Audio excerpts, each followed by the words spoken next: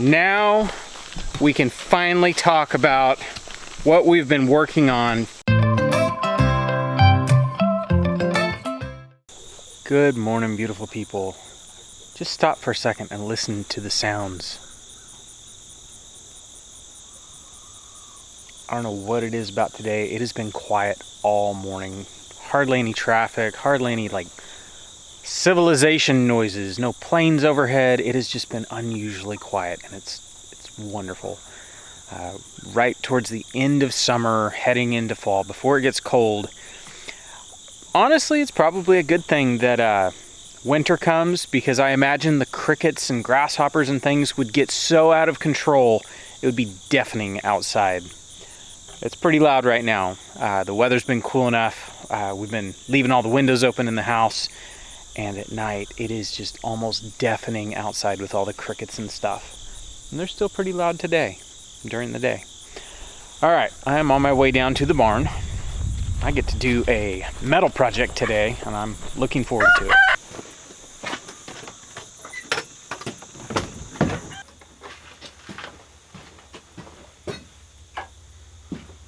All right, so something I've been wanting to build for quite a while is a broadfork. I actually have one someone sent me, and it's worked fine. It's worked great.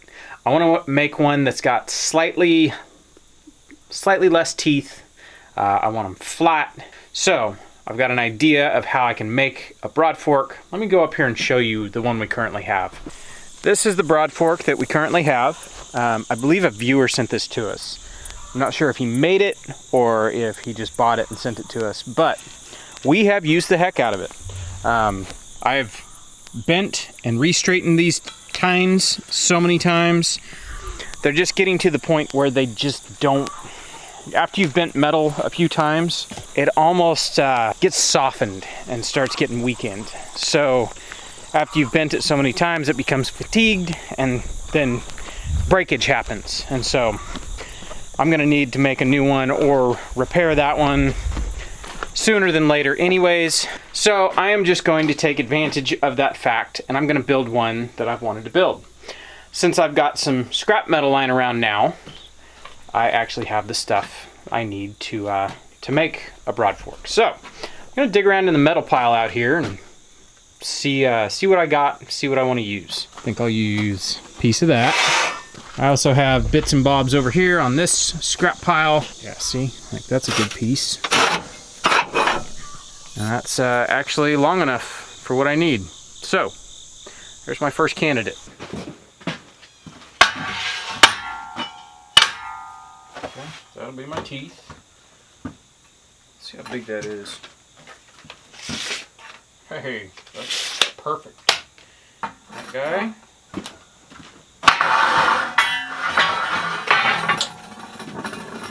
Should have put on gloves. This is all of the material I am going to need to build this broadfork. I'm going to build it real simple. It's going to have 4 tines, 4 teeth. I have this stuff. This stuff is called plow steel. It's like a medium high carbon steel. It's not, I wouldn't call it a high carbon steel. I've made knives out of it, and they're halfway decent knives, but it's not like a spring steel. They call it plow steel because a lot of times this kind of metal was used on tractor implements because it's tougher than just using normal mild steel. So for teeth that are digging in the ground, I think that would be a great option. I'm just gonna split them pretty much diagonally. This will be a fun little build project.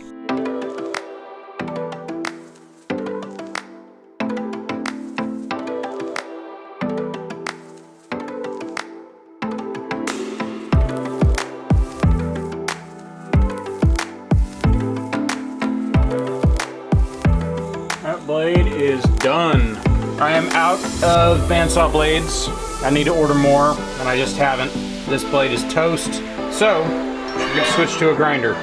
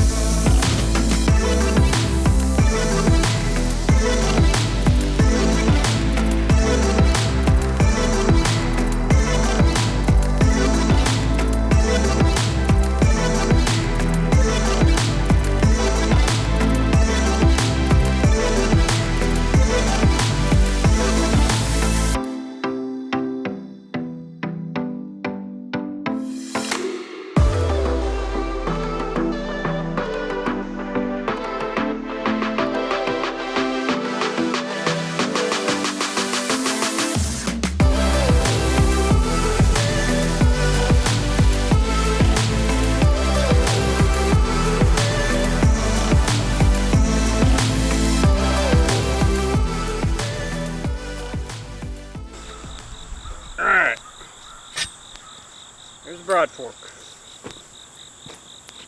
Let's try it out. Definitely goes in easier. Oh, this is way better. It breaks the soil. Now you need some hard ground to test it on. Don't hit your foot.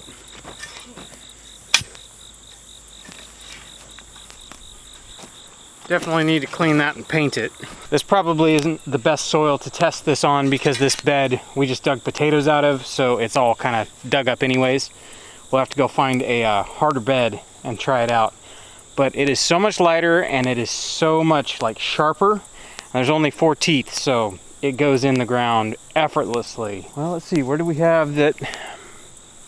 See, these beds need to be broad forked. This is where our green beans were.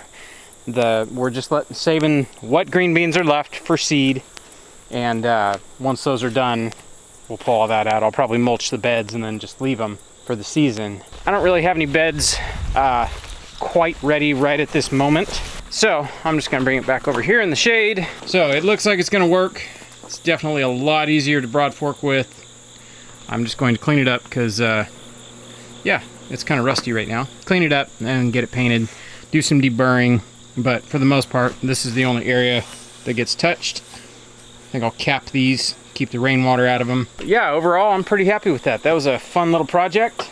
Barely took any metal at all. A couple pieces of pipe and plow steel. I think that I spent more time grinding than I did welding. So that wasn't too bad.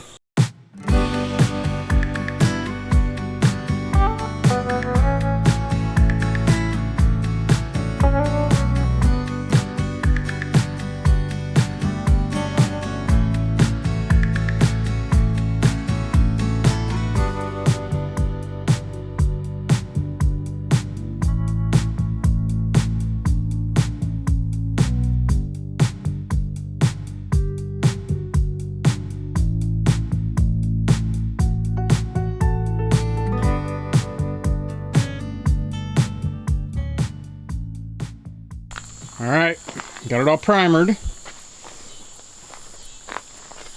think I'm gonna paint it red. Seeing it with the primer red, I've got some candy apple red. That way it'll stick out like a sore thumb. I had some old great big ball bearings. Those are like 1-inch ball bearings. I put those in the end, welded them in. It's a little more comfortable on the hand, and it keeps water out. So, there you have it.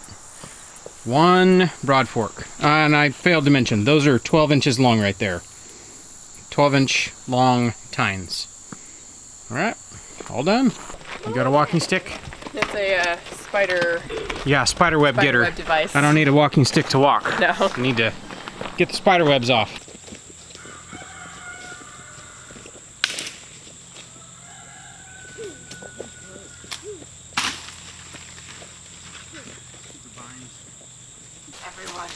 Can you get your arms around it? No. Nope, good. Basically, you just walk around with a stick out in front of you so you don't wear a spider web on your face. So, now that we own this, I can actually come in here and like figure out which ones are good and which ones... Because, I mean, there's hickory trees in here, but they're all small. Where'd the sprouts come from? Here's the remnants of an epic tree house. This is the biggest tree on this acre of land. Corbin, why don't you climb up on there? Pretty big. At one point it had a tree fort. We don't know how high up or where, but like it's probably 30, 40 feet to the nearest branch. Now we can finally talk about what we've been working on for, gosh, 3 weeks. Yeah. I had an errand to run. It was a Monday morning, I believe. Ran out first thing, came back, and there was a for sale sign on this 1-acre lot next door to us. I immediately picked up the phone. I called. Wasn't even technically listed till later that day. We put an offer, and we were able to buy this 1-acre lot next door to us. You know, we've walked this several times over the past couple years because it's mature timber, huge trees. It's a beautiful piece of property. It's kind of weird the way it sits because our property kind of comes along down there and then doglegs up and comes up this way and is even with this. So it's kind of like, I guess originally, it's a little cutout. They parceled off 1 acre off of, you know, what used to be our property and sold it. Well, today when we were signing the papers and making it ours, I guess the guy who bought it back in '64 and was going to build a house on it and never did. So he's just held on to it for quite a long time and finally decided it's time to let it go. Yeah. We're super excited. Yeah, this is awesome. Like, we're super excited. This is so cool. It's nice to have like actual mature trees. You know, it's only 1 acre, but you can do a lot with 1 acre. You can, yeah. I think in the short term, I'll get the pigs in here and they can help clean up some of the poison ivy and stuff like that. We might just leave it. We'll get in here and pull out all the downed trees, and there's a lot of downed, hung up trees all over the place. I think every big storm we have, something in here falls. Yeah, it does. I've actually pulled down trees out of here when they fall onto, you know, our property. I've got some lumber out of here. Yeah. But now, if I am so inclined, I could actually like harvest some timber out of here. It's really cool. That's what we have been waiting on. We've wanted to talk about it, but you know, you can't talk about it until it's like over and done with and you know it's yours, because you don't want to jinx it. Right. So it's nice to add it back into our pie wedge. Yeah, add it back to our slice of pie. Yeah. Well, I'm getting eaten alive by mosquitoes. Mosquitoes are bad, so we head in.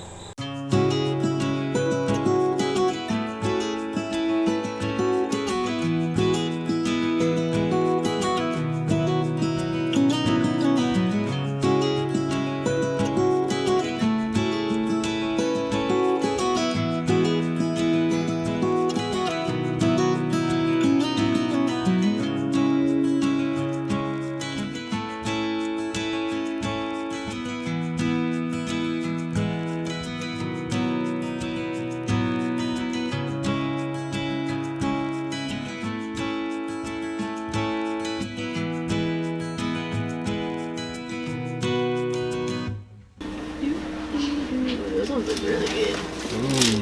Dude. These ones are on the bottom, so they don't look quite as good. They don't have that nice golden brown, but these are delicious looking. Yeah. Oh, they're singing to me. You're hungry. You can hear them sizzling.